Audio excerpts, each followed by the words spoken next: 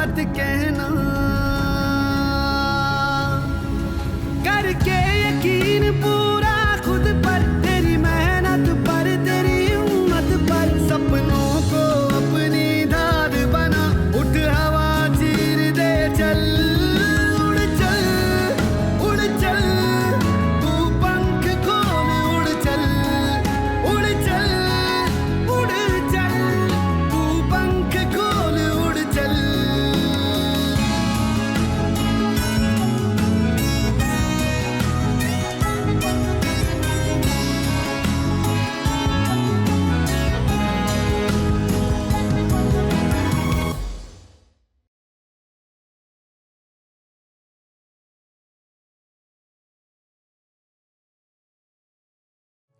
आशी के लिए बहुत कुछ हो रहा था, तो इसके कारण थे उसकी लगन, मेहनत और कुछ कर गुजरने की चाहत।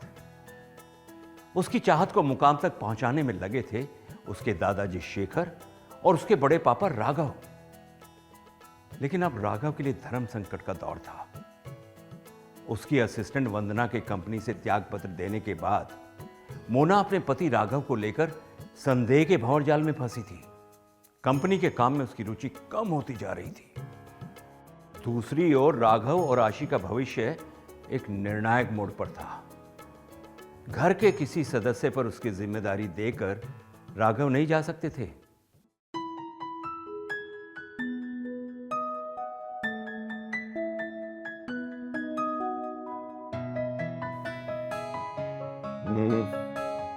क्या हुआ बेटा? अरे बेटा, पापा काम कर रहे हैं, करने दो। क्या है? ड्राइंग बनाई है? बनाओ बनाओ।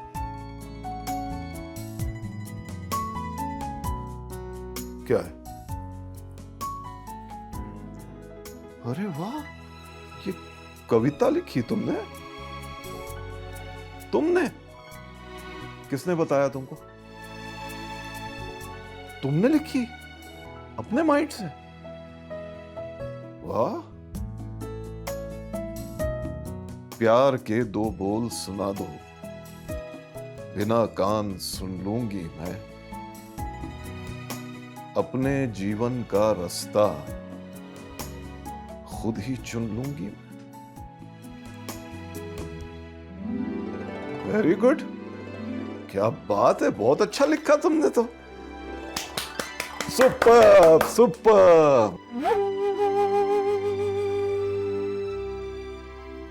और लिखो, और लिखो, लिखो बेटा, लिखो।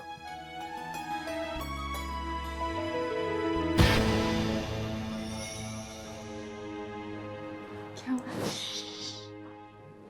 कोई नाटक होने वाला है, बड़ा नाटक। यार,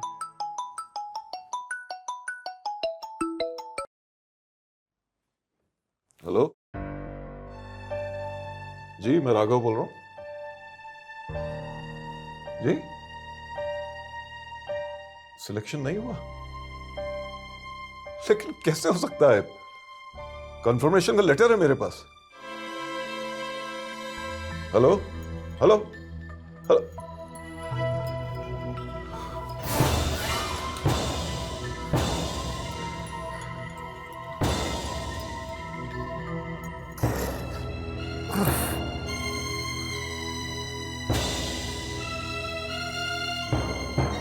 क्या है ये? कोई तमाशा हो रहा है क्या? नहीं, वो हम लोग गीत सुन रहे थे, भजन कृष्ण कन्हैया का। कृष्ण कन्हैया का भजन इस वक्त?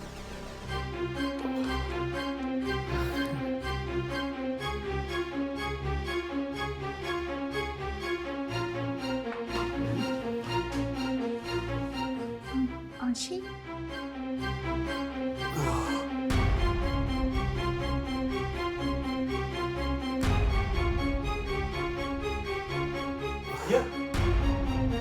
भैया आप ठीक तो हैं? भैया ये अचानक आपको? कुछ नहीं, थोड़ा सा चक्कर आ गया था। ये आप पानी पीजिए। थैंक यू बेटा।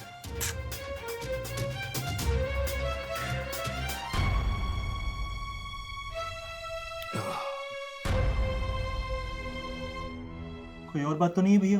नहीं नहीं, कुछ नहीं, ठीक हूँ मैं, ठीक हूँ।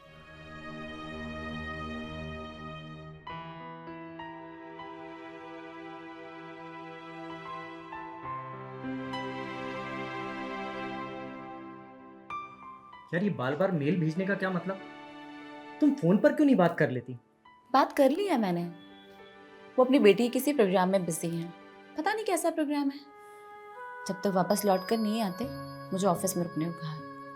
लेकिन मैं इतना वेट नहीं कर सकती, मुझे भी तो अपनी बेटी से मिलना है। यार तुम्हें मैं कैसे समझाऊं कि ये नौकरी छोड़ना ठीक नहीं है। भैया अगर आप कुछ कहेंगे नहीं तो परेशानी बढ़ेगी ही। हो सकता है आप बताएं तो हम सब मिलकर कुछ सॉल्यूशन निकाल लें। प्रॉब्लम वो नहीं है हेमंत, फाइनल लिस्ट में आशी का नाम ही नहीं आया, पता नहीं क्यों। मेरी इतने दिनों की मेहनत बेकार हो गई। किसी से कुछ कह भी नहीं सकता क्योंकि सारी जिम्मेदारी मैंने ली थी। भैया क्या आप कुछ भी नहीं हो सकता? मेरी कुछ समझ में नहीं आ रहा, कुछ भी समझ में नहीं आ रहा। मुझे तो इस बारे में बात तक करने से डर लग रहा है। लेकिन भैया चिंता करने से भी कुछ नहीं होगा। आपको परेशान देखकर आशी भी दुखी होगी। मुझे जो शक था वो एकदम सच था दीदी। वंदना ने ही भाई साहब को आशी को बहला फुसलाकर ले जाने को कहा था। और ये जो सिखाना पढ़ाना है ना, ये सब एक नाटक है। मैं कुछ समझी नहीं मेघा। अरे बाबूजी की तबीयत इतनी खराब थोड़ी ना थी। भाई साहब ने बाबूजी को पहले उधर छोड़ा और फिर वंदना से कनेक्शन जोड़ लिया। फोन पर रोज उसी से तो बातें करते हैं। लेकिन वो ऐसा क्यों करेगी यार? वो तो एकदम भोली भाली सी है। जितनी सीधी समझ रही हो ना उतनी नहीं है। अरे उस समय उसकी चाल फीकी पड़ गई तो अब दूसरी चाल चल रही है। देखो मैं तो आपसे बोले देती हूँ कि आप तो साफ साफ बोल दो कि अगर भाई साहब आशी को ले जाना चाहते हैं तो बेशक ले जाए। और ये रोना धोना ना ठीक नहीं लगता है। और ये सब जो होता रहता है ना कि आज आशी ऐसा करेगी वैसा करेगी, कमाल किया धमाल करेगी, ये सब एक झूठ है। कोई गूंगी भरी कुछ नहीं करती है।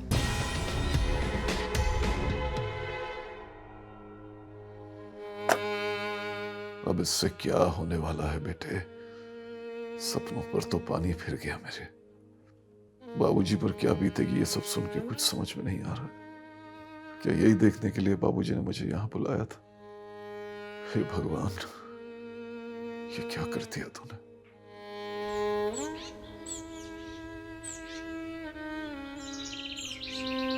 भैया, अरे राघव भैया, कल आशी का प्रोग्राम है और आप चुपचाप बैठे हैं। क्या बात कर रहे हो हेमंत?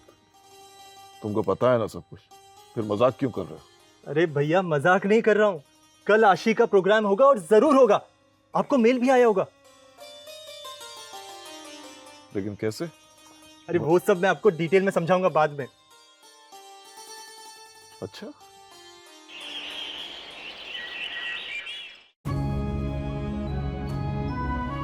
मैं आशी आप सभी को दिव्यांग पुनर्वास केंद्र ले चलती हूँ। देखिए यहाँ क्या होता है। यह केंद्र दिव्यांग लोगों को नया जीवन देता है। इस सेंटर पे दिव्यांगों के लिए वातावरण फ्री है। सेंटर में 21 अलग अलग विकलांगता को देखा जाता है। सेंटर में दिव्यांगों को ऑल प्रकार की हेल्प देते हैं। मदद मिलने के बाद दिव्यांग अपना जीवन नया रास्ता पाते हैं। यहाँ सबसे पहले दिव्यांगता प्रमाण पत्र मिलता है। यहाँ रेल, बस पास और अन्य मदद मिलती है।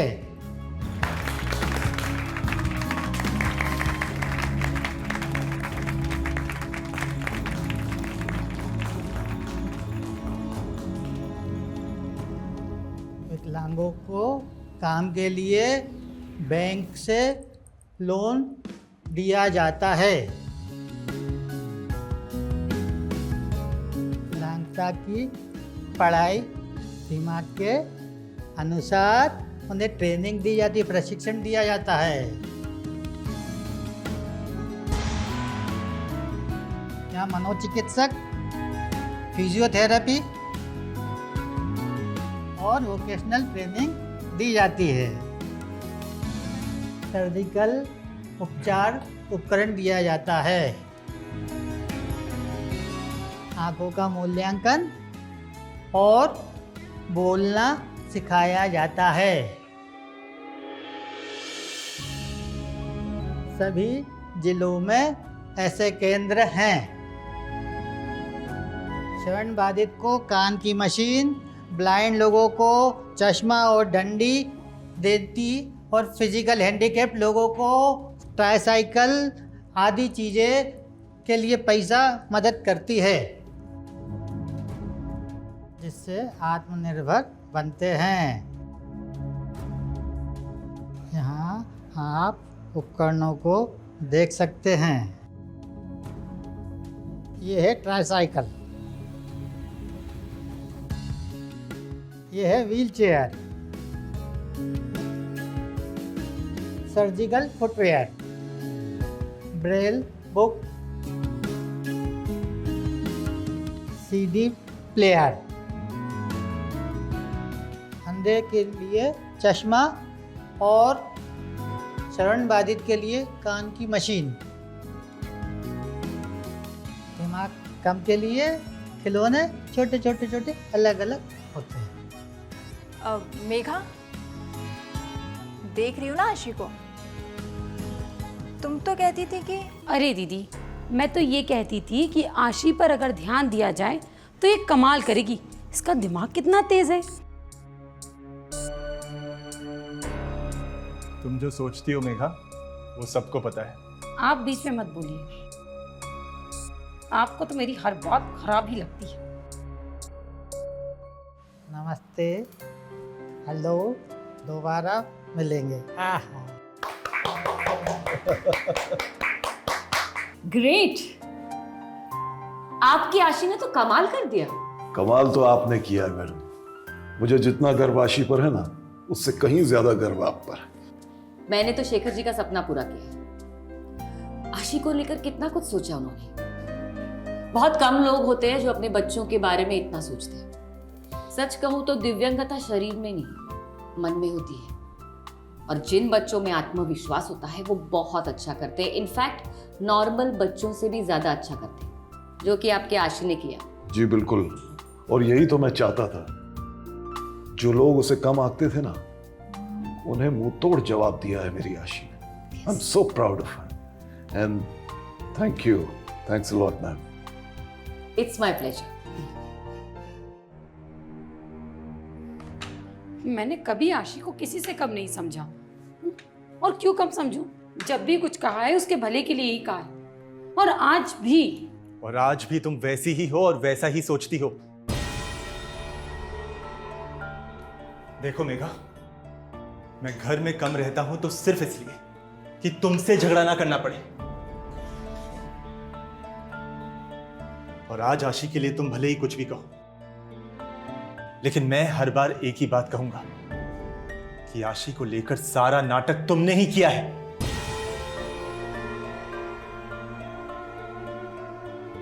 तुम्हारे लिए वो गूंगी है, बहरी है, लाइफ में कुछ नहीं करने वाली है। तो इसमें गलत क्या है? गूंगी है तो है, बहरी है तो है, लेकिन मैंने ये कभी नहीं कहा कि वो कुछ करेगी नहीं। वाह बहू, तुम तो हमेशा से यही बोलती आ रही हो। भले ही आज ये सब बातें तुम्हें बहुत बुरी लग रही हैं, पर तुम तो उसे इस घर में देखना ही नहीं चाहती थी। और मुझे तो इस बात का शुरू से ही पता था। पर अब मैं तुम्हें क्या, जब उसे गोद लेने वाले लोगों की सोच ही बदल गई। सब अपने अपने में लग गए बस। माँ, अगर आशिक को लेकर जो हम कह रहे हैं वो अगर सच होता ना, तो फिर बड़े भैया को हमें यहाँ नहीं बुलाना पड़ता। बंद करो ये बकवास, अब बंद करो। राघव मेरा बेटा है, मैंने उसे यहाँ बुलवाया है, तुम्हारे बाबूजी ने उसे यहाँ बुलवाया है। अरे तुम लोग ये सब क्यों भूल जाते हो कि राघव भी मेरा बेटा है, और अगर किसी परिस्थिति वश वो घर छोड़कर चला गया था तो इसका ये मतलब नहीं होता कि हम लोगों ने भी उसे छोड़ दिया है।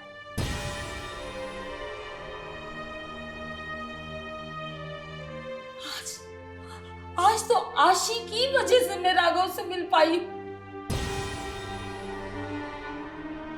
हाँ माँ जी, सच तो है ही, भाई साहब तो हिस्सेदार हैं, उनको तो आना ही था। तुम हर बार यही बात क्यों सोचती हो कि इस घर का हर व्यक्ति हिस्सेदार है? बस ऐसी ही बातें कर करके ना तुम भाइयों में मतभेद पैदा करती रहती हो। अगर आपको ऐसा लगता है कि मैं भाइयों में मतभेद की बात करती हूँ तो मैं कुछ बोलूंगी नहीं। अब क्या करें इसका, कैसे झमक के चली गई, अब कौन समझाए इन्हें? देखो, ध्यान से देखो, कौन है ये? ये तो मेरी बेटी आशी है, लेकिन इसकी फोटो अखबार में। हाँ, अखबार में, और आज के अखबार में वंदना। यही दिखाने के लिए मैंने तुम्हें यहाँ बुलाया था। और उस दिन मैंने तुमसे थोड़ी सी बात क्या करी, तुम्हें इतना बुरा लग गया कि तुमने अपना रेजिग्नेशन लेटर राघव को मेल कर दिया। अब तुम ही बताओ मुझे, ये तुम्हारी भी बेटी है और राघव की बेटी भी यही है?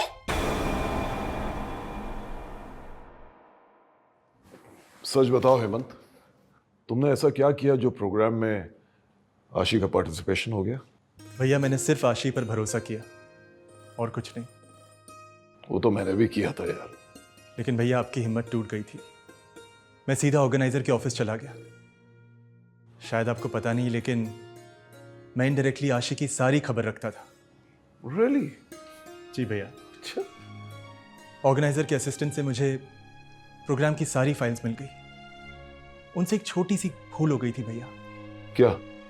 आशी की नाम की जगह एक दूसरा नाम टाइप हो गया था। सच में?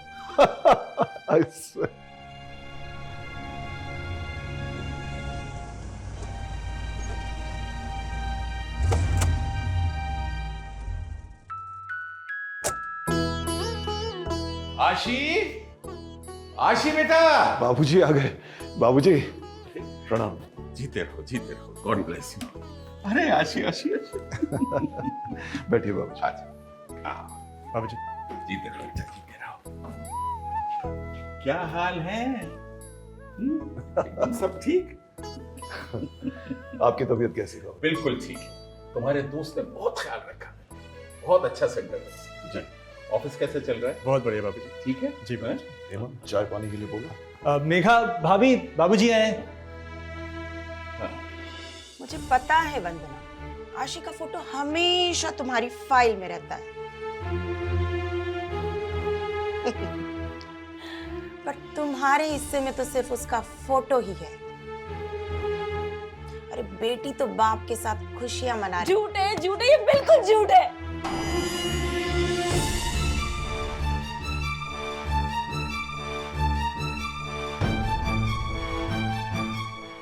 जीवन में है संघर्ष बहुत, पर मेहनत तेरी साथी हो।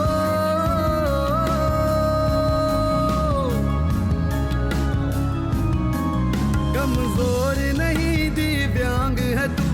और बहुत तेरी शाबाशी हो।